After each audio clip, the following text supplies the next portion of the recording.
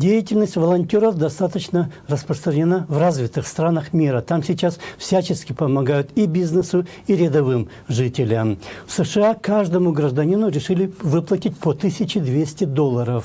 Правительство же Гонконга выплатило всем своим гражданам эквивалент в $1300 США, чтобы они закупали себе антисептики и маски, регулярно их меняя. Кыргызские власти тоже как бы решили по мере возможностей помочь бизнесу и отсрочили подачу деклараций с 1 апреля до 1 октября. Но одна статья в законе о том, что будут штрафоваться те, кто устанавливает цены ниже так называемого МОКЦ, минимального уровня контрольных цен, вызвала бурные дебаты, и она была исключена из закона.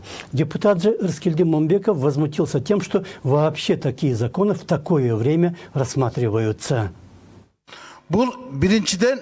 Это, во-первых, оказывается закон для бизнесменов. Мы ведь продлеваем декларирование налогов для предпринимателей с 1 апреля до 1 октября. Правильно, министр-докладчик? А почему вы ссылаетесь на народ? От введения чрезвычайного положения в связи с коронавирусом пострадал прежде всего простой народ. Это они сегодня сидят без работы. Мы должны сейчас думать о завтрашнем дне не налогов, а народа. О населении надо думать, а не о бизнесменах. О тех, кто оказался сидящим дома без работы. Об их завтрашнем дне вам надо думать.